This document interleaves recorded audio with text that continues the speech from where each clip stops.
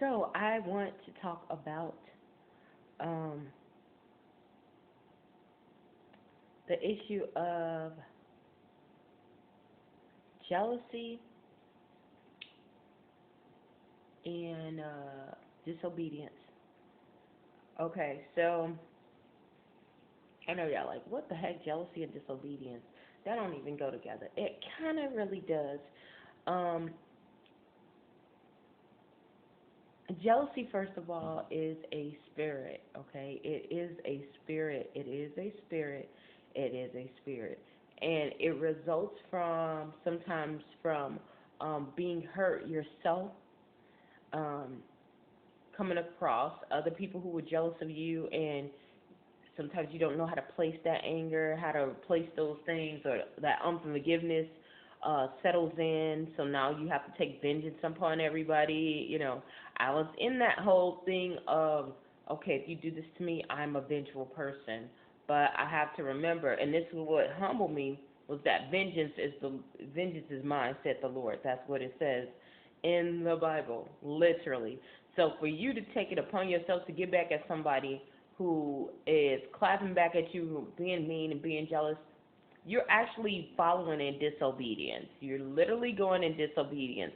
And you're like, well, that doesn't, it's not that bad. Yes, it is, because you're saying that God is not able to take care of you and to feel, and not only that, you're saying that God is a lie, because he said that he will avenge those who avenge, who go after you. So you have no right to go against that if you are a believer. I don't know what to say if you're not a believer, but that's the covering that you have as a believer. That's in your contract. That is in your laws,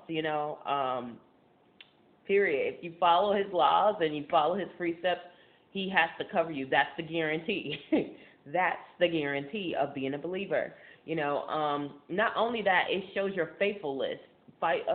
Your faithfulness. Like, you don't have enough faith to put your trust into the one who created you, the manufacturer.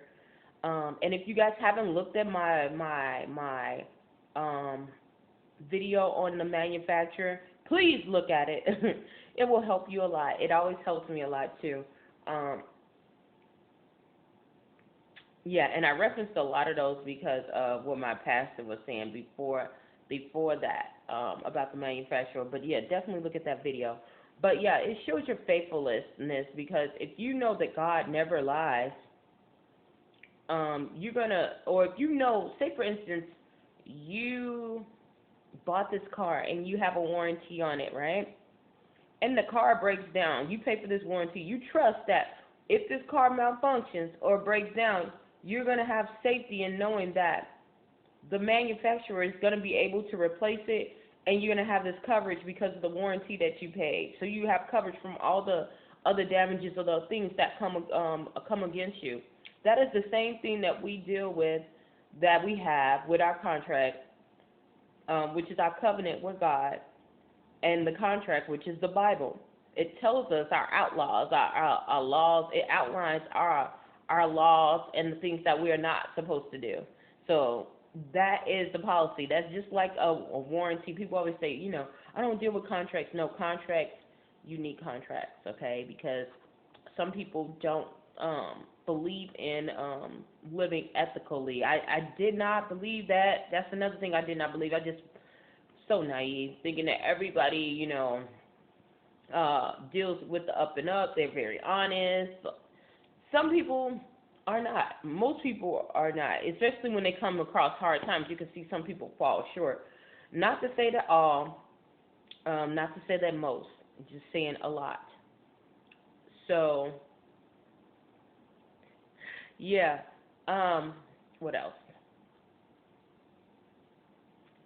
Oh yeah, so it shows your faithfulness. You're putting your trust in that warranty. That's the same thing as what you're doing with God. God has that, being in covenant with God and being a believer. You're putting your trust in Him in every aspect of your life, and you know that He's going to provide as long as you uphold your part of the contract. Just like the warranty, like you uphold your part of the warranty.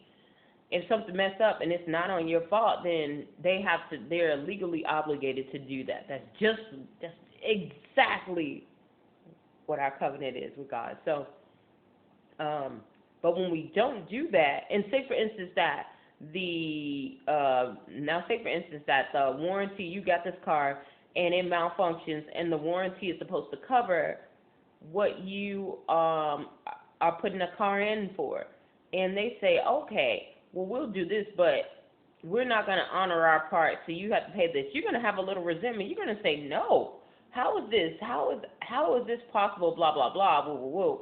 Now, that is the same way that we deal with, and then you're sitting there, so the next time you're going to say, well, I'm not paying this warranty. If you're not going to uphold your part, I'm not going to uphold my part, and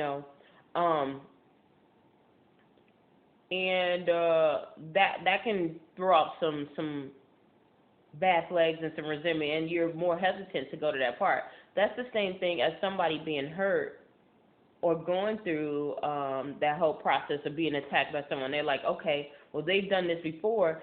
Somebody did this before to me in my past, and I know the next person is going to do blah, blah, this. So I'm going to be on guard because this is what happened the last time, and the time before that, this happened.